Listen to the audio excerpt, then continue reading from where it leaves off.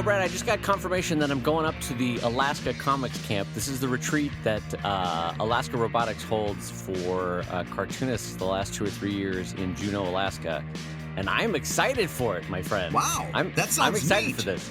Yeah, it's from everything I gather, it's about 30 to 50 cartoonists from all over North America, and I think 1 or 2 from Europe, that basically come to Juneau, Alaska, and do kind of an outbound get-together, but also kind of teaching each other classes and all sorts of stuff. And to me, this sounds like summer camp, and I'm very excited about this. Yeah, it very much is summer camp. Yeah. It's also, I realized it's the first time in 10 years that I will be taking a non-income trip. Does that make sense? A non-income earning trip. Yeah. This isn't going to be about sales or convention commissions or anything like that. This is just to kind of feed you emotionally and creatively. Yeah, it's exactly it. So it's like I'm not going to have 3 other suitcases in tow, each one just at the limit of 50 pounds, filled with books and pins and stickers. It's just going to be me traveling. I'm really excited for it. It's a little me time, Brad. Yeah, you deserve that. You deserve that every once in a while. If my life was a Lifetime movie, right now this would be the moment where I'm in the tub with the white wine and I'm reevaluating how I'm going to handle things. And through the third act is where it is my time to shine. And so Juneau is me in the tub with the white wine going, you know what? I deserve better. And that's what I'm going to be doing in the third act. So now, do you know who else is going to be there? Well, I know Katie Lane, the cartooning lawyer to the stars, is going to be there. And Dylan McConis, a family man, is going to be there. Those are the only 2 that I've talked to. I think Dave Malky and Lucy Bellwood are going, and Ryan North. Not sure. Oh, wow. I'm not 100% sure who's going yet, but I'm very excited. Very excited. And are you going to be doing any? Now, are you going to be hosting any classes? Have they asked you to do something like that? Is that expected of you? I'm willing to, but you know what's funny? Let's talk about this as a friend for a second. Yeah. If you were going to consult, what's the one thing Dave Kellett could teach other cartoonists at a comics camp for the half an hour to 45 minutes? I'd want to hear about finding your voice as a humor writer. I think you've got one of the most distinctive voices when it comes to humor in comics, so I'd want to hear you talk about that for a long time. That was just sincere enough to make me blush. Good job. That was. And you could talk an awful lot about social media, but you don't have the market cornered on that. You know, you do a very good job of building community on social media. That would be something I'd be willing to listen to.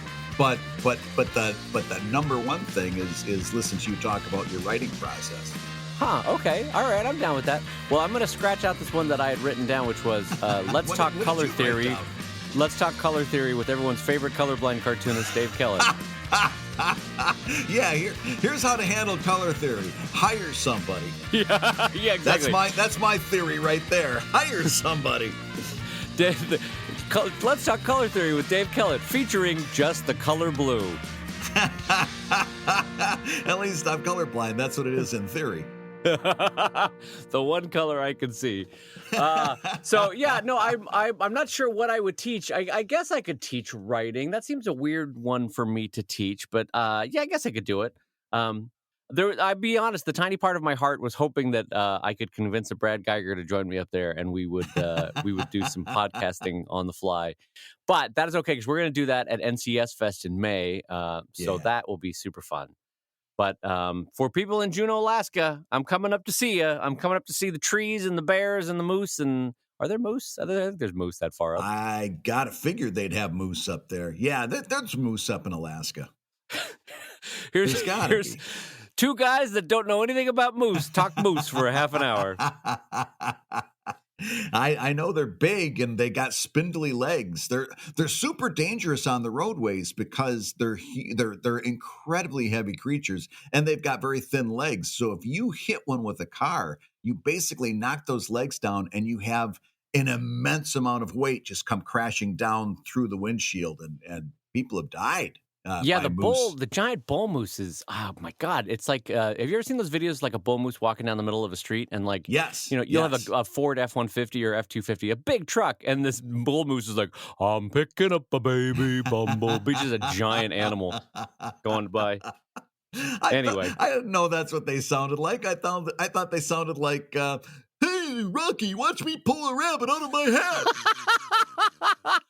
Well, on that note, you are hi everybody, and welcome to Comic Lab, the show with the two foremost experts on bull moose in the world. And making a living from comics. I'm Brad Geiger, editor of webcomics.com and cartoonist of Evil Inc.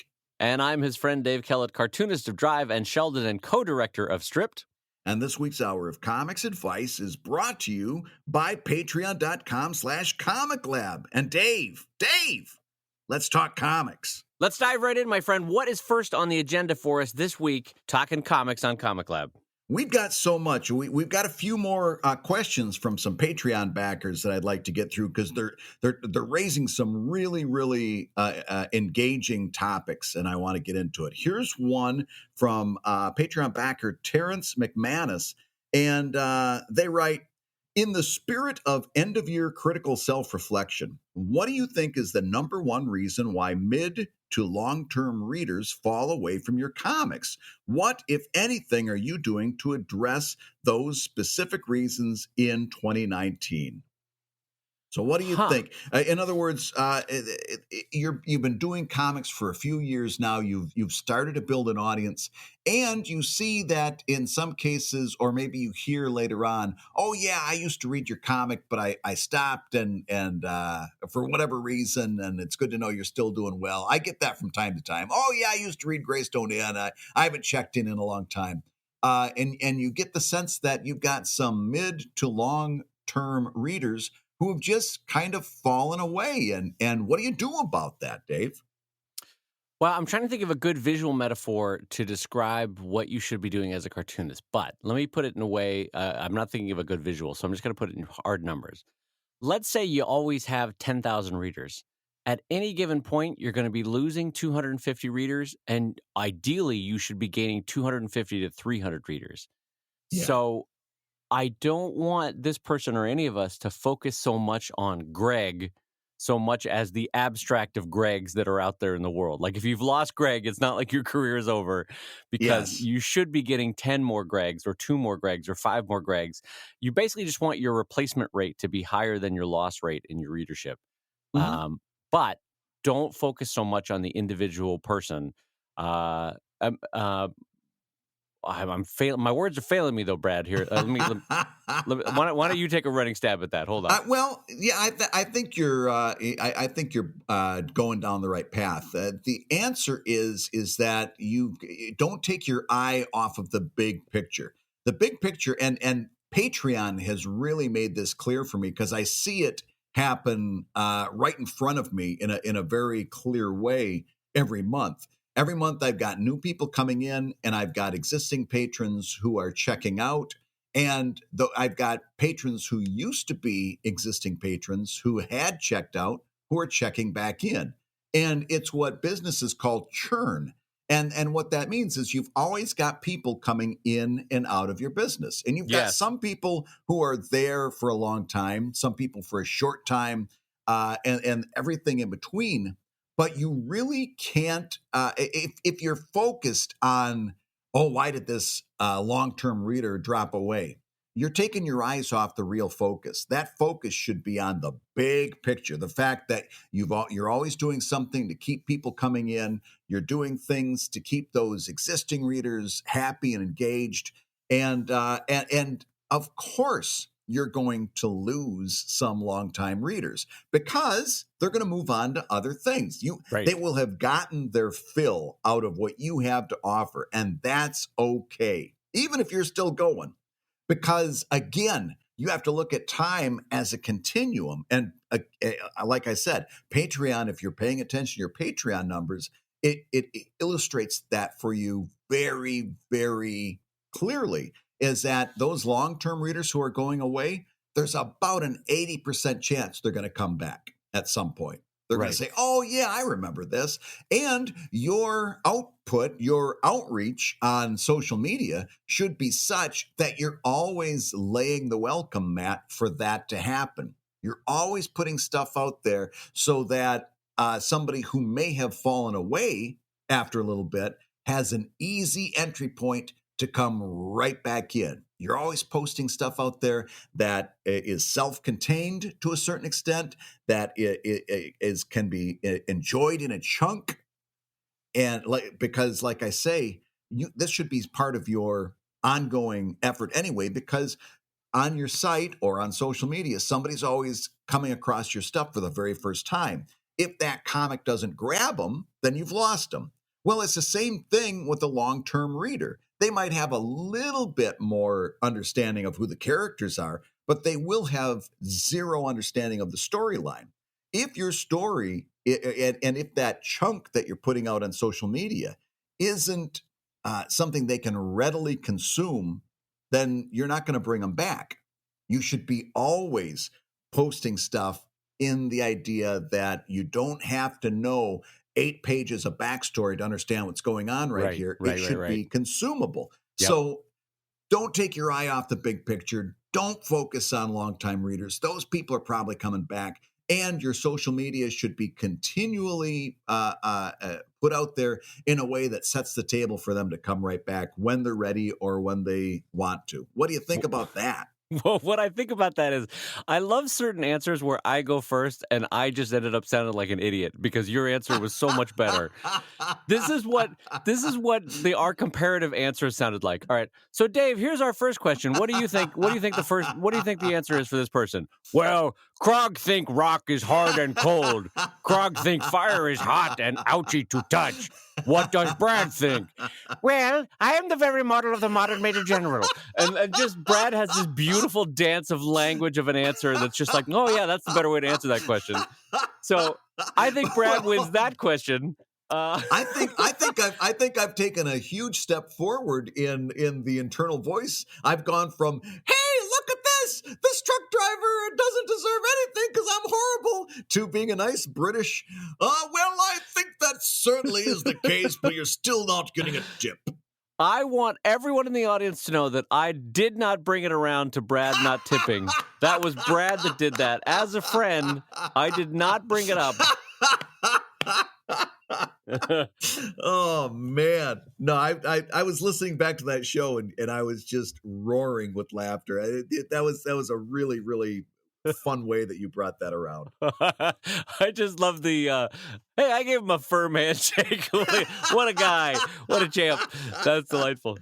Well, no, I think Brad, I think your answer is so good. And also one other capstone that I will put on this is that you always want to keep in mind that in some respects, you're cartooning for a nebulous audience, not specifically for Steve or for Lucy or for Cindy, Right.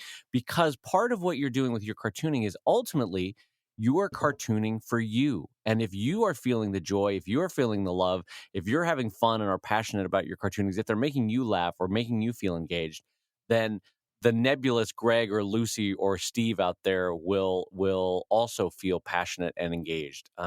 So don't worry so much about the individual. Worry about you and worry about, in general, how a human would react to it. Yeah. And you'll find that your audience is growing if you're doing that. If you're feeling the love for the comics, if that's where your focus is, if the focus is on the comics themselves, as Brad was intimating, then you will be okay. Brad, what do you think? I think we've handled that one, yeah? I think we've hit that one out of the park. Well, then let me ask you, Brad Geiger, since I don't want to lead with a Krog answer this time. I don't want to be like, Dave, how do you handle your taxes? Well, Krog take numbers put on paper. Krog write numbers down in order. 1, all right. 2, 3. You got me there. All right. So, Bradley J., this next question is from Eric Campling, and it says, hi, Brad and Dave. You have studios. I don't have the benefit of a studio or a dedicated art space. I do have the many seating and surface options that a typical home provides. I like that. I like that way of the description. I have a couch. I have a chair. When it is time to knuckle down and draw, where's a good place to work, and how would you set up for comfort and productivity? Brad, this is a great question. When you don't yet have a studio, you don't yet have a home office, you don't yet have a dedicated space in your home, where would you advise someone go, and how would you advise they set it up for comfort and productivity? In general, that's going to be a little bit of a hard question to ask because a lot of it is going to depend on what kind of person you are. In other words, if you're somebody who really enjoys being in the thick of things, you're kind of an extrovert, and you like people coming around and looking over your shoulder while you're drawing and commenting, so on and so forth. Then yeah, yeah, maybe a central place like the living room or the dining room might be a good place. If you're like me and you can't stand anything that has to do with what I just said, then you're going to want to find a corner of the room, put your back to the wall so nobody can come up behind you, and find a sheltered space. Even a closet would be preferable by me to someplace out in the middle where people can comment as you're going. So the number one answer to that is it really depends on who you are and how you work. However, in general, I think you need to consider ergonomics very carefully if this is your situation. Oh, great. I'm so glad you led with that. Yes, I agree with that. Yes. Yeah, you need to sit on a chair where you can sit up straight. I see these people talking on social media from time to time. In fact, this very topic came up, I think, on Instagram or something, where the guy was talking about working on his digital tablet in his lap on the couch. And it bothered me enough. I don't even know who this person is. I just chimed in. I said, "Dude, that's going to kill your back over time. That's not a smart way to do it." And your neck and your crotch is going to be 1,000 degrees. So there's a lot wrong with that one. Yeah. And you know what his answer was? What? He goes, "Well, I work in animation, so I'm drawing properly at a desk all day, and so this isn't going to be a problem." And I thought that's not the way back strain works. It isn't like a cumulative thing. It's bad as bad, you know. Brad, don't be a ninny. I drove with my eyes open for 80% of the day. So if for just a couple of minutes I want to close my eyes on the freeway, it's Yeah, fine. I 90% of still my day I have my eyes open. Why do you have to be so complaining about this? Oh my God, that's a perfect metaphor. That's exactly what he said. So, and of course, at that point, I backed away because I become very careful about arguing with people on the internet. There's just no upside. So yeah, you've got to find a place where you can sit upright comfortably, where you can get your back straight. The dining room table seems like a good option. If your option is between the couch and the dining room table, head over for the dining room table. Find a place that has the lighting that you need. In other words, if you're not doing digital, you want to have good light coming in from the opposite side of your drawing hand, so that you're not throwing shadows on your work, all of that kind of stuff. But the rest of it, other than straight up ergonomics, the rest of it is really going to come down to who you are as a person, right, Dave? We know people, Dave, from back in the day who they like to go. They were talking about going to a comic shop and setting up a place at the comic shop and working on their comic there. And Yeah. it's like, oh, I'm glad that works for you, pal. That would never work for me. Yeah, it's definitely a different strokes for different folks kind of a thing. But Yeah, I have a lot of thoughts about this, and so I want to dive right into it. So first of all, go ahead. ergonomics, no matter where you set up, is key. And Brad speaks from experience, and I, having had 2 years of physical therapy to fix my shoulder and right arm, my drawing arm, can tell you that do not mess with ergonomics. That is something you want to Yeah, get right, no matter where you are. And frankly, it would be lovely to have an ergonomic specialist consult with you. But frankly, if you just watch 5 or 6 really well recommended ergonomics videos on YouTube, you'll get the idea of what you need to do in terms of back straight, arm at the right angle, head at a good angle, comfortable. Nothing kinked, nothing strained, nothing held too long, and frankly, take a lot of breaks. Right. So there's yeah. that. But also, I will talk for a minute about my early cartooning years when I first got married. My wife and I had a tiny 1-bedroom apartment. There was no real place to set up shop. So, what I ended up doing is basically mentally creating a little corner on a little IKEA desk in the master bedroom that was just my cartooning space. Hmm. And for me, I really resonated with having a space. When I went to this desk, I was cartooning. When I sat down in this chair, I was cartooning Yeah. because it Yeah. sort of represented a start stop to my work. Like now I am on the couch watching TV. Now I am standing up and going to my cartooning desk and I am now cartooning, that kind of thing. Yeah. So it kind of gave a rote physical memory of like now I am doing the task, right? So that was good. But then I want to say this. So that was me when I first got married, one bedroom apartment. We had no money it was a tiny little crappy IKEA desk, that kind of thing. But I also know from having done Stripped, I interviewed cartoonists that make millions of dollars a year. Uh, and they still find joy daily in going to a coffee shop and working in a public space. Yeah. So, and then as Brad intimated, we also both knew a cartoonist who had kids, many kids, and had to get the heck out of Dodge, he said mentally, so would go to work at a comic book shop. So it may be that if you are of that kind of personality that gains energy, gains creativity from being around people, that you might like a public working space, either in a library, a coffee shop, a comic book shop, that kind of thing. Yeah. But if you're someone who doesn't have physical space at home and also doesn't want to be bothered, a library is also a great option.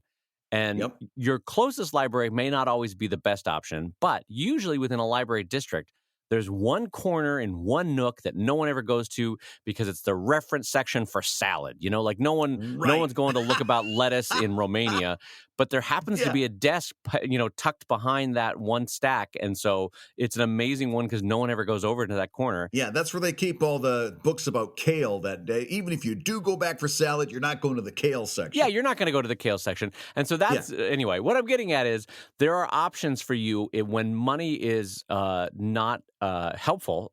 You can find public spaces that are still quiet, and a library is a great one.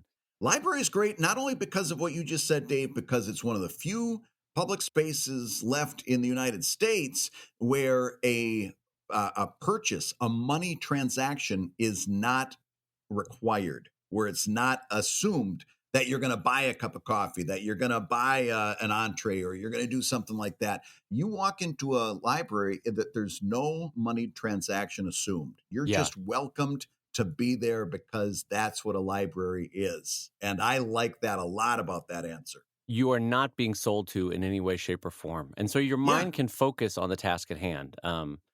Which in the library's case is here are resources, use them to make society better. That's the basic idea, and so it's so perfect for cartooning. Not only that, but I mean, if you were that type of person, what better place to go to than a library? You're sitting there, you get brain locked, you're kind of stumped for inspiration. You've got an entire building full of inspiration around you. You can literally throw a dart, go to that place, pick a book up off the shelf, and find something interesting in that book. Yeah. It's a really great answer. Well, The and you know library. what's fun about that? I know I was jokingly saying find the desk behind the romaine or the kale section, and no joke, you can pull any book off of the shelf in a library and find a way to make a joke about it. Yeah. It is literally every human being behind those books in that library is saying to you, here are my best ideas that I'm trying to add to the human experience. And you as a cartoonist can distill it down within a couple pages and go, I can make a cartoon out of that. Yeah. And so if you're pressed for an idea, no matter what it is, car part repair, you can bet Brad can write a comic on car part repair after reading a Chilton manual. Is it about Oh, kale? I can absolutely write a comic about kale after reading a kale preparation cookbook. So there's inspiration all around you in a library. they've actually published a book. Will Eisner, when he was serving in World War II, did a bunch of comics that were about things like how to repair a Jeep. Because they found out that if they just did a manual how to repair a Jeep, the guys and the women who needed to know that kind of information wouldn't access it. But if it was a comic, then those folks would read it and they would get the information. So they had him doing all of these wonderful comics that were basically informational.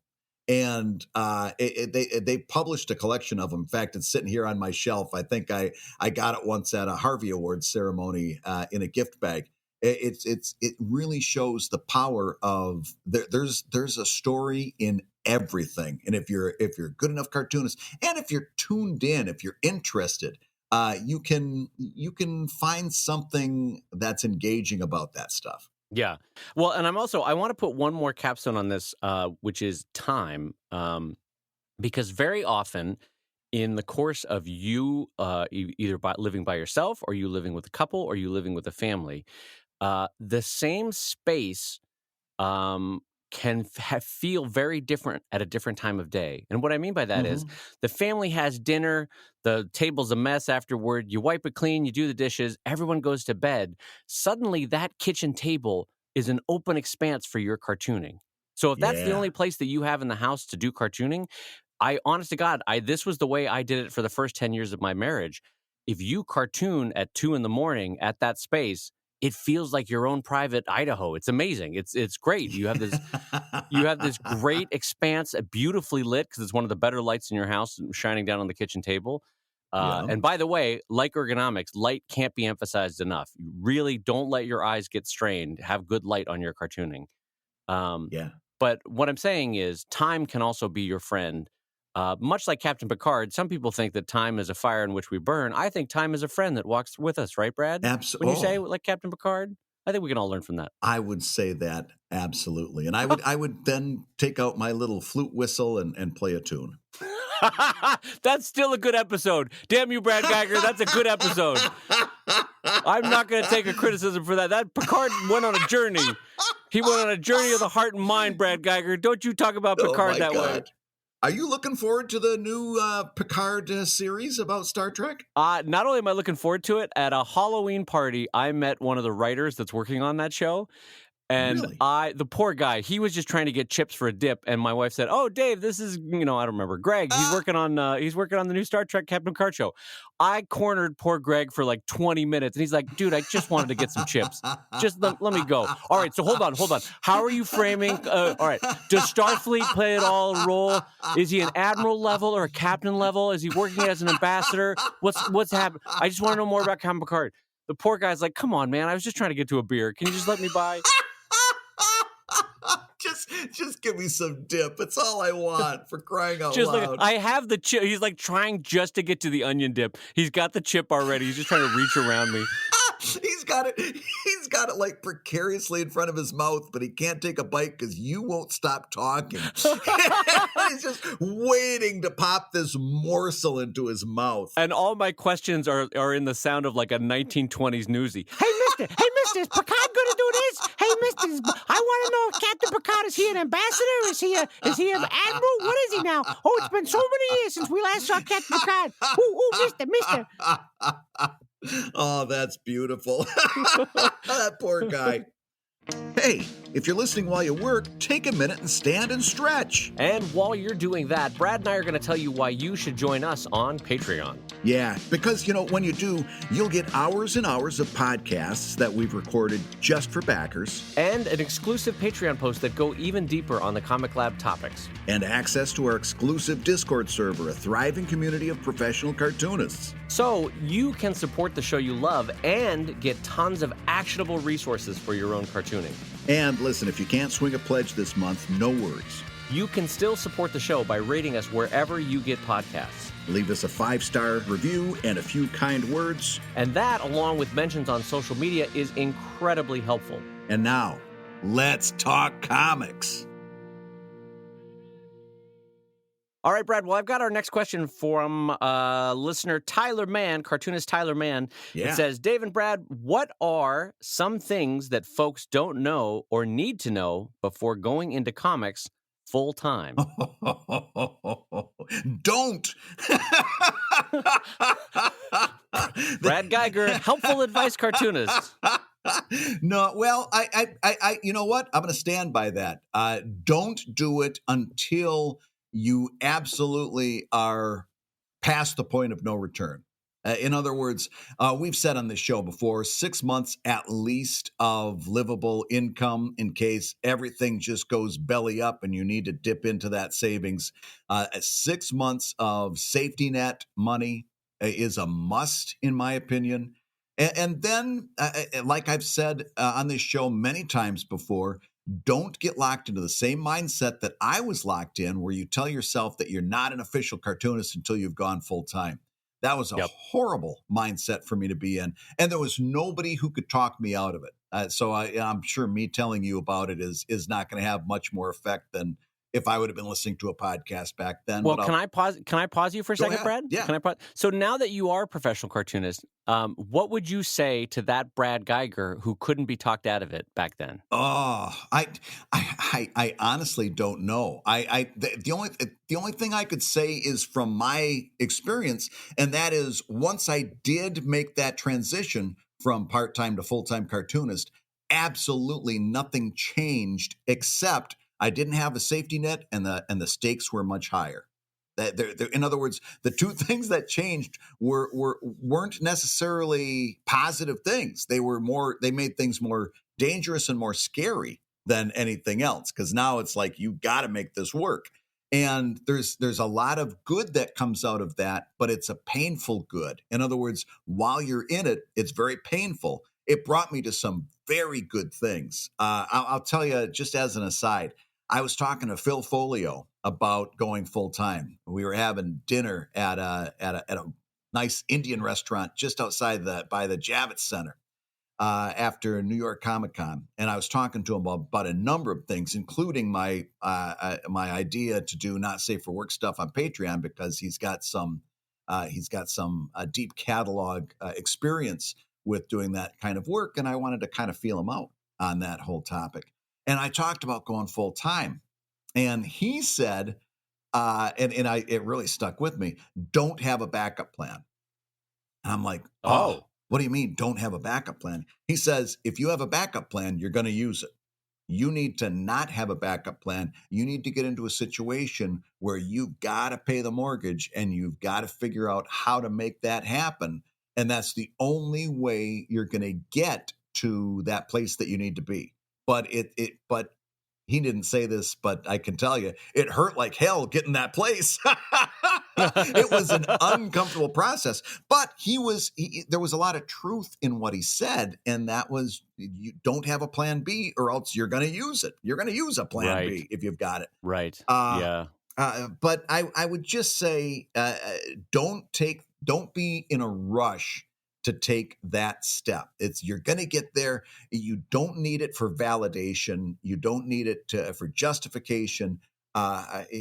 Just take your time and get there. Now, once you've made that decision, once you're full time, okay, my best advice to you is a set a schedule and keep deadlines, because it's the first thing that loosens up. Oh my God. I was a time management machine yeah, when I had a day job. You know why? Because I had to be. I had to be a time management machine. When I was a full time dad, I was a full time artist at a newspaper, and I was doing my comic in what could have only been known as full time. I had 3 full time jobs. When you're doing that, there's no way that you can slough off when it comes to time management. I was a time management machine. When I left my day job at the newspaper, my time management went to shit.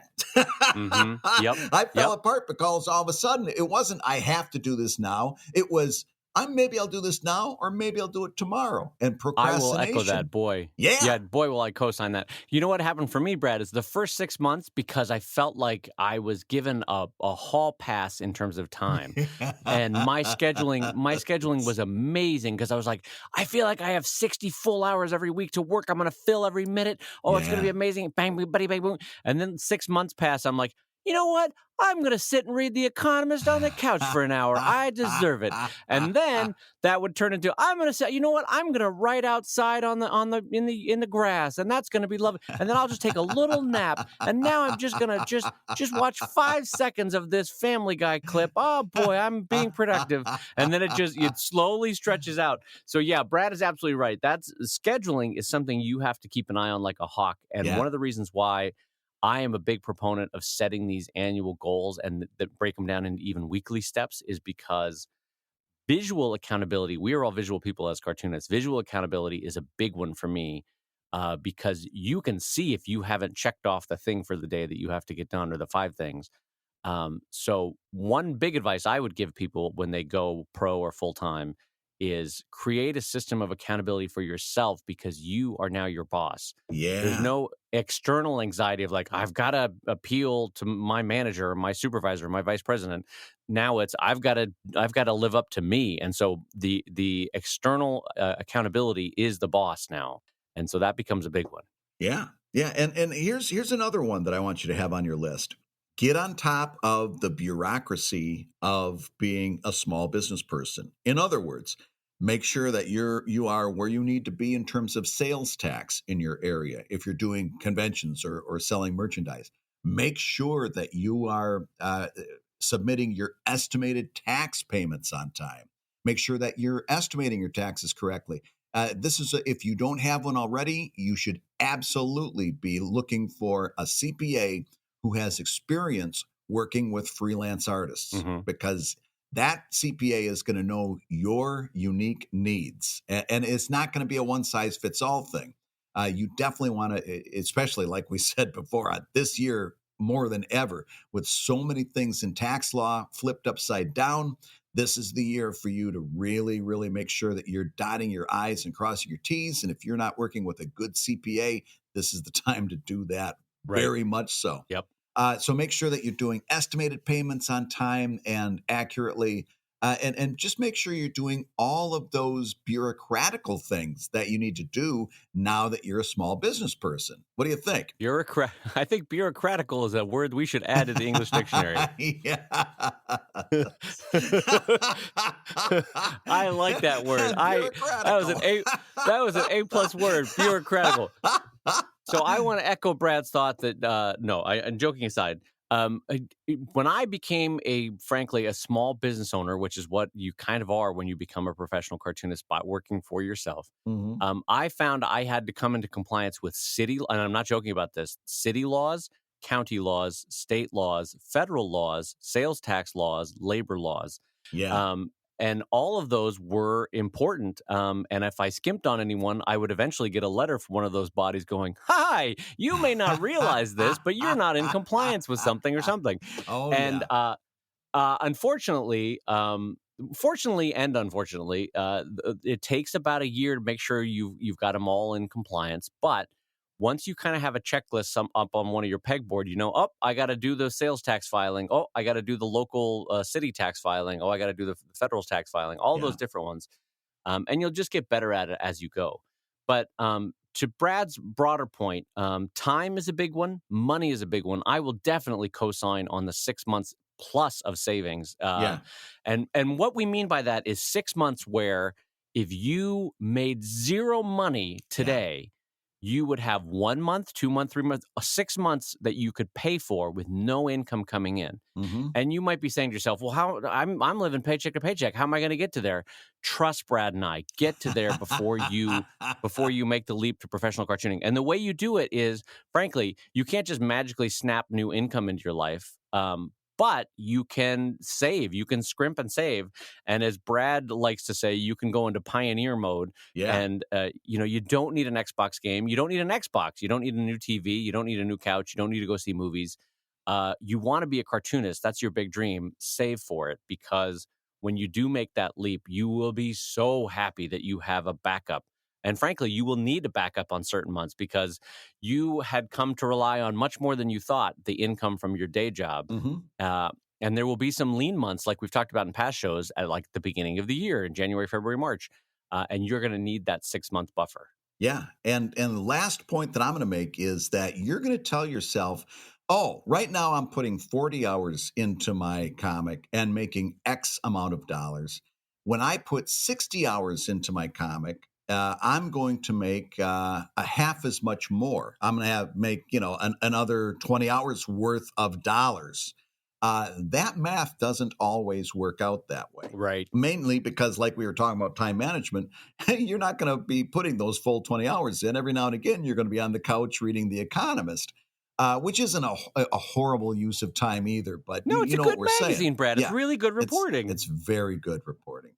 Uh, Yikes. So no, it is. It is. Yeah, it's just not the magazine that I would reach for first. I'd be we the camera cuts to Brad reading stars. They're just like us. yeah, that's what's going to be my example. Look, everyone, Tom People Cruise has magazine. second knuckle up his nose. That's amazing.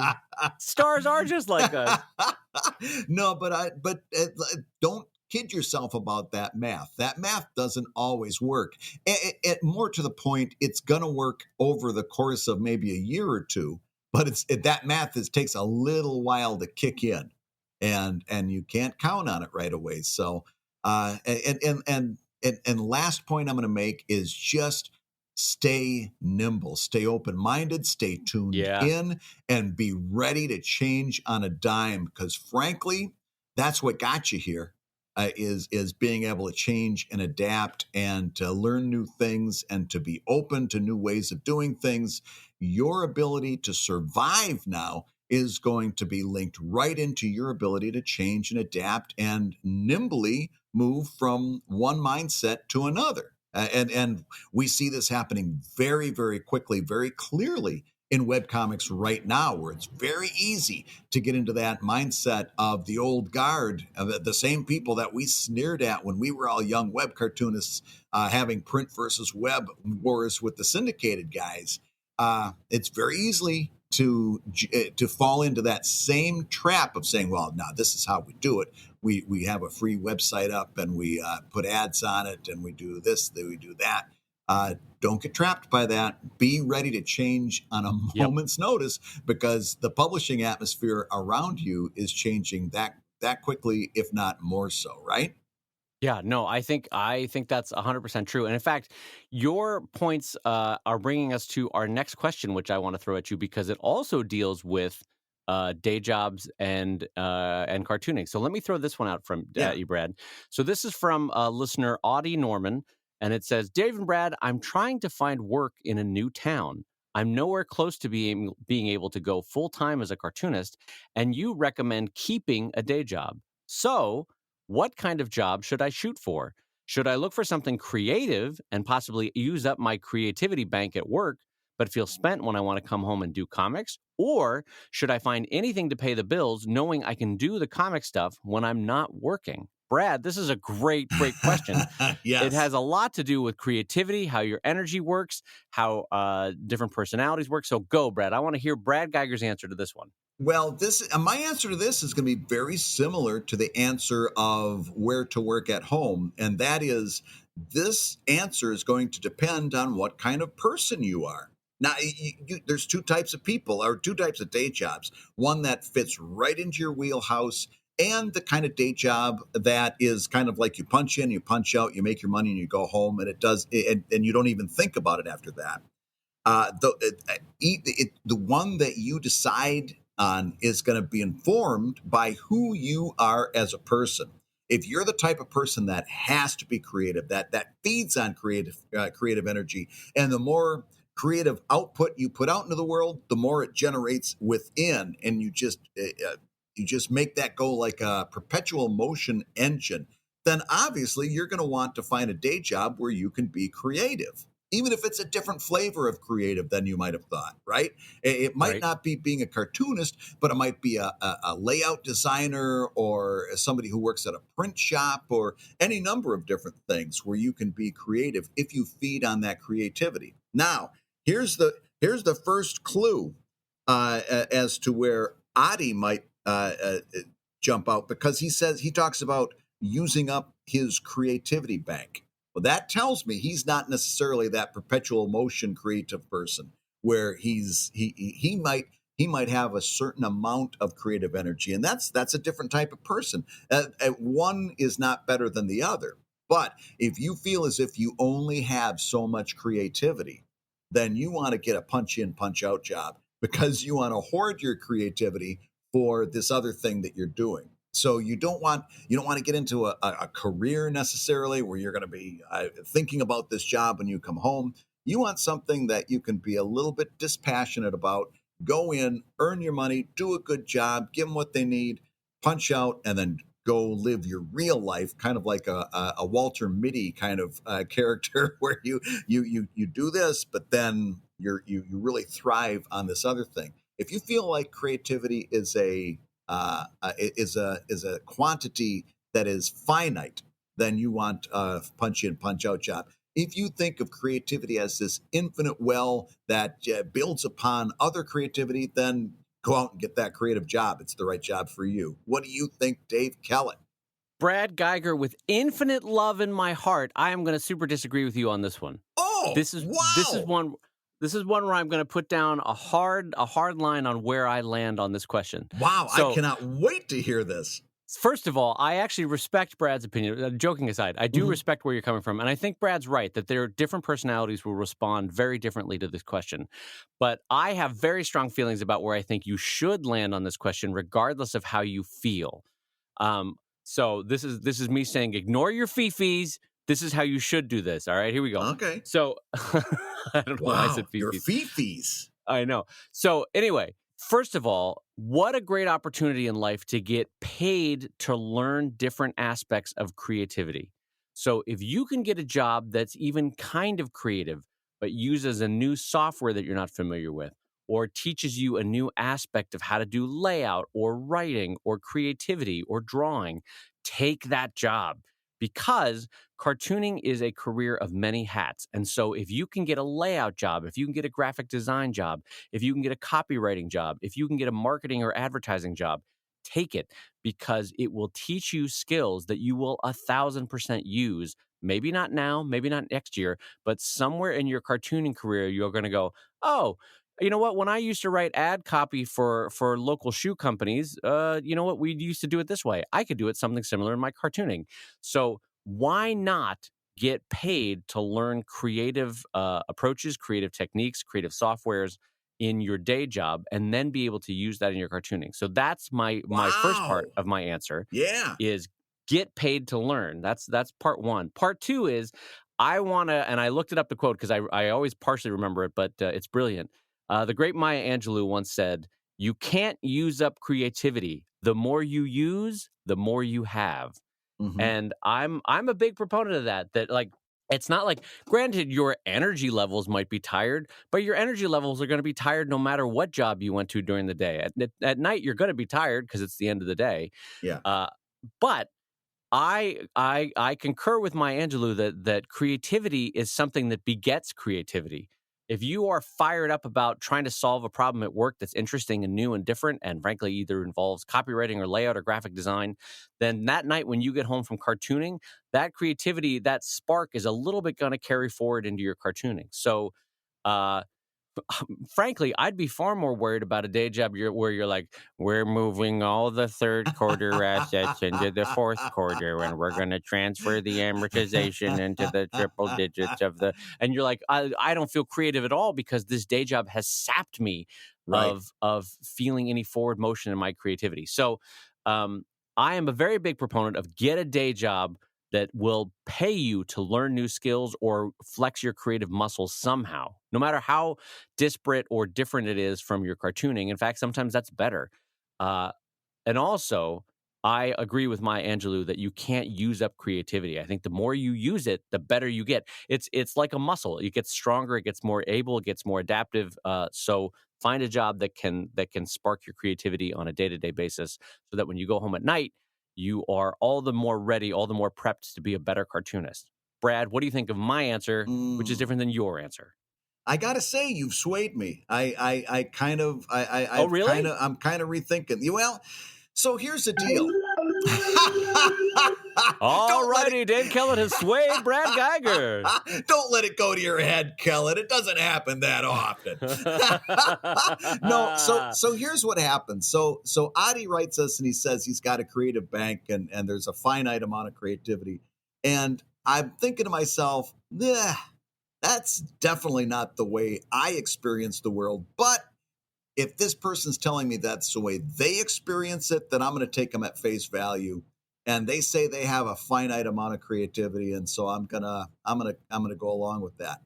But the more you're talking about creativity as a thing, as an experience, as a phenomenon, the more I'm really like, you know what? I think you're right in saying you might feel as if you have finite creativity, but indeed you don't. Your creativity is infinite, and Yep. just the common sense.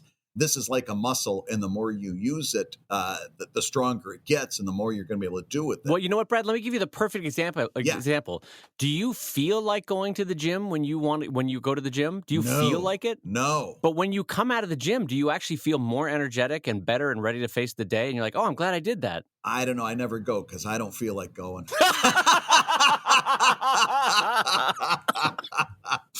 Oh my god, you got me so bad you got me coughing.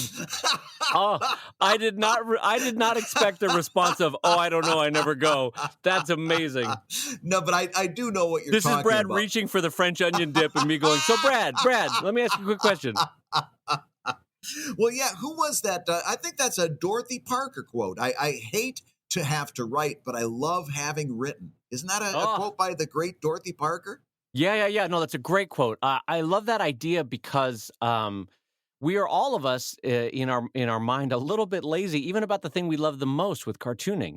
Yeah, And so we love having been a cartoonist, even right. though at the moment we might hate cartooning. Like the work, doing the work, putting in the work.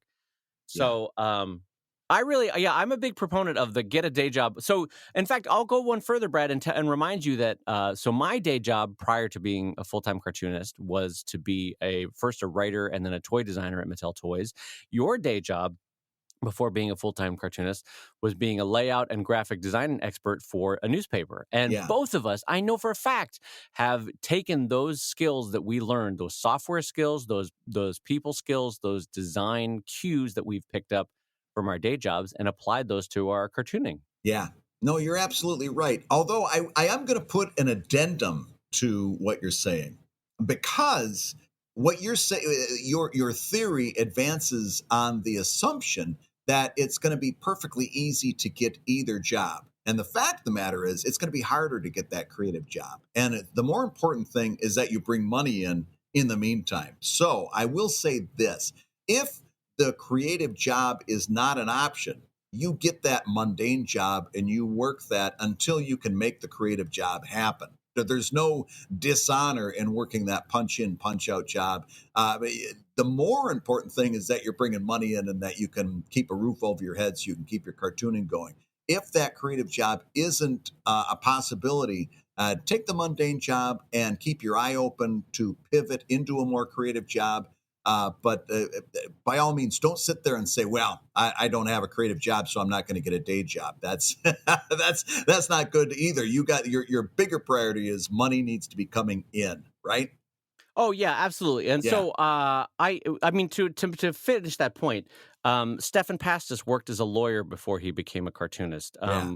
Walt Whitman before he became a poet, or as he was trying to become a poet, I think he sold insurance or was a door-to-door salesman, or like Brad's basic point of don't worry too much about the day job, in that you just make the money and then keep yourself alive, keep it going, keep yourself forward motion, Yeah. and then work on the cartooning at night. And that is the Oh, big picture. wouldn't that be a great like coffee table book? Day jobs of the rich and famous. Like all these people that we idolize, they all had day jobs for a certain amount of time as they were transitioning. The great story about Rodney Dangerfield, he was aluminum siding salesman while he was, kind of going up through the clubs, his second attempt through the stand-up comedy circuit. And they said he was actually a fantastic salesperson because he was so good at talking to people, and that he turned, interestingly enough, a mundane job into training for stand-up because every time you walk up, he would do cold calls. He would be one of these people that show up on your doorstep. Hey, it looks like you could use some siding. Well, you got to be a good talker to open up that conversation and to get somebody willing to listen to your pitch. And by the way, if you're going to be a stand-up, you've got to use those same skills walking up to the mic. When you say, "Hey, how you doing, folks? It's great to be here." You've got to use those same skills in winning over a cold audience. So I'd love to see that book, right? The day jobs that everybody has had before they were who they were. I think it would be fascinating. Oh yeah. One of the reasons why I love comedians and cars getting coffee is every once in a while they'll dip back into Yes. the day jobs that they had before they became Yeah. stand up. And it's so funny to think like Jim Gaffigan working an office job of, but everyone in the office is like, Jim, you were funny. You got to get out of here. And he's like, I know, I got to get out of here. Like, I know I hate uh, you people. none of you are funny. I've got to get out of here. But yeah, no, I agree with you. That would be an amazing coffee table book because also, and maybe I should capstone this with a kindness, there are many paths to the same mountain, right? Yeah. You don't have to follow the path that Brad did. You don't have to follow the path that I did. You can walk your own path. And regardless of what day job you're working, and regardless of how many years it takes you, uh, pursuing cartooning is itself a joy, and it's everyone has their own path to it and their own route while they're doing it. Brad's career is very different from mine. Yeah. And if I had to jump in and do Brad's, it would be hard for me to learn how he makes his money, and it would be hard for Brad to learn how I make my money. I mean, not impossible, but No, as familiar as we are with one another, it would be very difficult for me to jump in and take over Sheldon. It would be. I know what he does, but to actually do it, oh man, it'd be difficult. yeah, and part of why I'm saying that is that I don't want you to get comparative in whatever journey you're on, whatever day job you have to take, Yeah.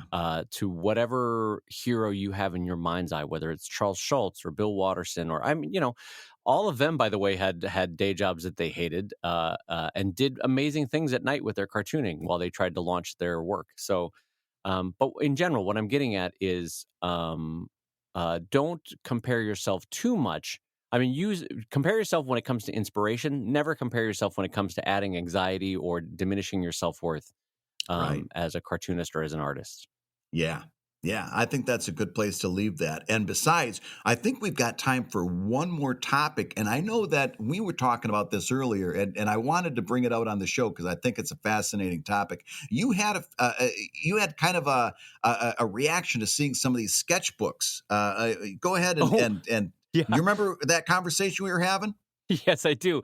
Yeah. So, and actually, I wanted to bring this up on the show because uh, this actually feeds into how cartoonists can work very differently from one another in how they produce what they produce, right? Yeah. So, I was over Christmas break. As some people know from the show, I give myself a week or 10 days between Christmas and New Year's to do nothing. It's my big recharge battery time for the year where I'm not producing anything. And so what ends up happening is I'm watching family movies or I'm out playing games or I'm doing this or that or it's activities and then every once in a while my scrolling will land on a YouTube video of another cartoonist where they're going through their 2018 sketchbook for the year. And I am astounded, Brad. I don't understand how cartoonists can produce these sketchbooks. Where are they finding the time to just sketch like this? I don't I I don't don't get know. it. I I'm don't get flummoxed it. by it. Well, so my only, I don't know. I can tell you how I do sketchbooks, and that is I take the sketches, and it helps to do this digitally. But I take the sketches that are basically the pencils of the comics I'm working on, and I put those into sketchbooks. But like in terms of having a sketchbook that's just filled with nothing but sketches that didn't necessarily get converted into final art, I have no idea. In fact, if you see any one of my sketchbooks, I've filled a couple dozen of them at this point. If you look through my sketchbooks, it's all words, it's all writing, it's storylines and ideas and jokes and gags.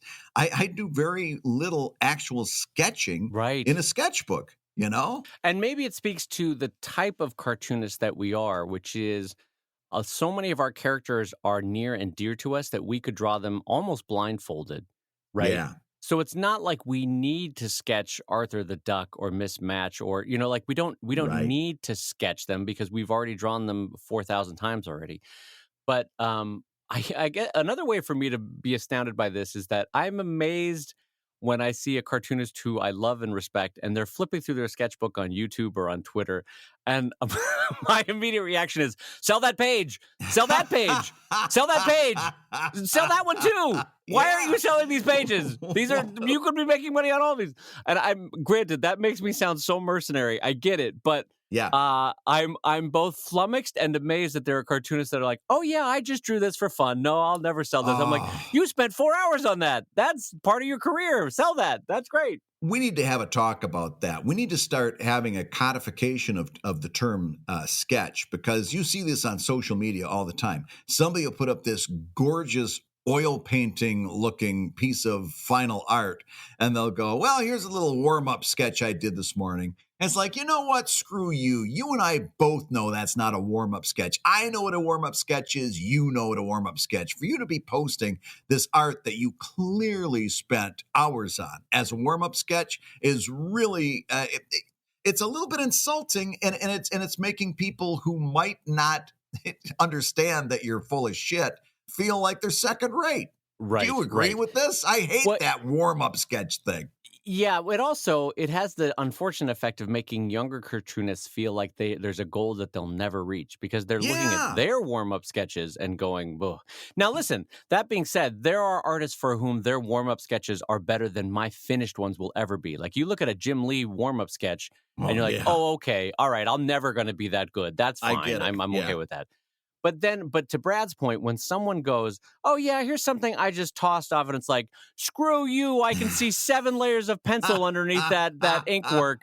That's not something Yeah. you tossed off. You worked for 4 or 5 hours on that, and that is not a sketch. Do not call that a sketch." Here's a good rule of thumb. A warm-up sketch is very rarely full color. A warm-up sketch is a pencil sketch. It's something you do to warm up. A warm-up sketch is not generally full color, don't you think? Am I wrong about that? I mean, you could have like a color study or a color test just to see how things might lay out together as color blocks. Yeah. But yeah, no, as artists, we can all sort of see when someone's just fiddling around to try to experiment with a sketch or, get their hand loose. And by the way, I'm also fascinated with the idea of a warm-up sketch. This is not something that I do. And granted, No. I admit that I might be doing it wrong, that not having gone to art school and coming frankly out of a writing strength rather than a drawing strength, I recognize that I could be doing this wrong. But my attitude is get to drawing. What are you doing with this warm-up sketch? Yeah, You got yeah. stuff to do. Clock is ticking. Yeah, TikTok, get that comic out. Don't are you going to be that much infinitely better after a warm-up sketch, Brad? No, you're not. Of course not. I don't do warm up sketches either. I get warmed up as I'm doing the pencils. And I get that out of my system while I'm penciling. I like the idea that a warm-up sketch because it makes your hand seem like it's a very temperamental French actor on the French stage. And that like, no, no, Francois must have his espresso before he goes on stage. No, no, Francois needs his cigarette before he can do any art. It's not possible. No, no, not today. We have to give him a warm-up sketch, that kind of thing. Like, no, get Francois to work. Francois knows how to act. Tell Francois to get his derriere out here. Yeah, exactly. It's like, oh, my gentle baby hand, it doesn't know how to draw until it does a warm-up sketch. There's no way it can create a line. It's so temperamental and it needs a Yeah. half an hour to warm-up sketch. It's like it's a 1976 Ford Fiesta. It's like it's got to sit What a out in the great- driveway and just kind of chug for a while in the cold winter air. Yeah.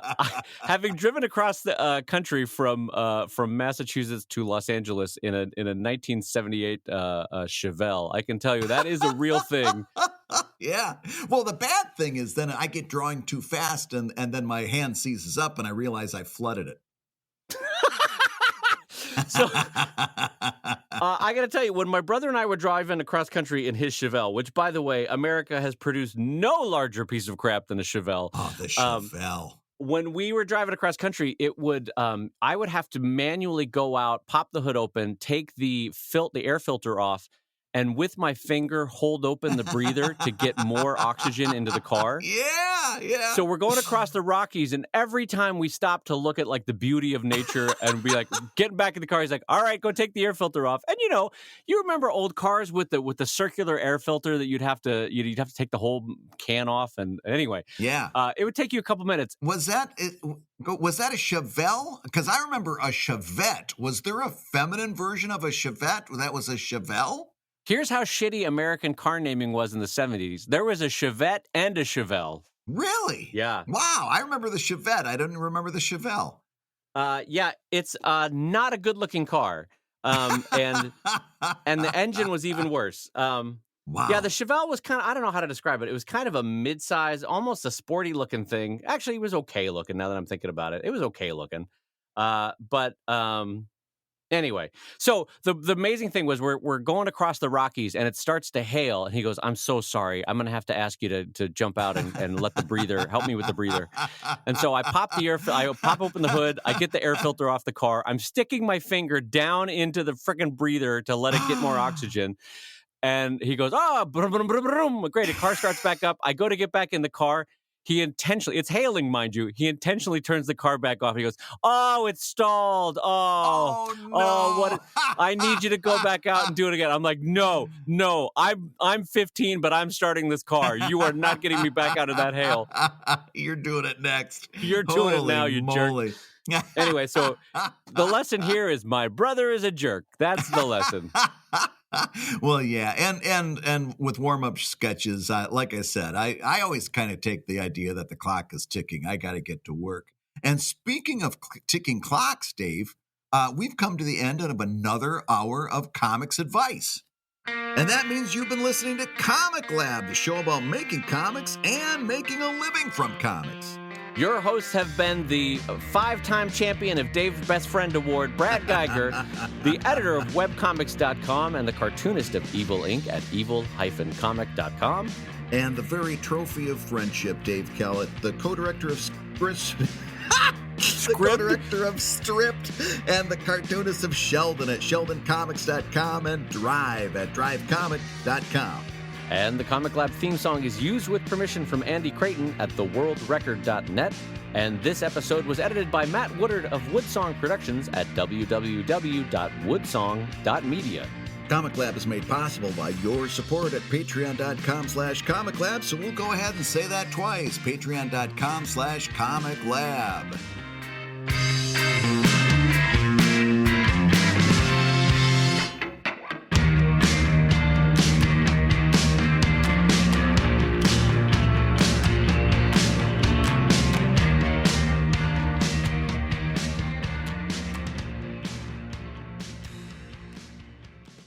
Brad, I cannot draw. I need preparation. I need to have everything just right. I can't do it. I have to get everything right as the way I want it. I need to hold a cigarette backward in my hand at a cafe and sneer at the Americans. I need a warm-up sketch or my hand is so cold. My hand is so cold, I can't draw. It's chilly in Paris today. I can't do it. I don't know how cold it is, but I know I'm measuring it in Celsius, not Fahrenheit, you swine. Brad, it's so cold today. I'll tell you what I'm not. I'm not French toasty. Jeez Louise.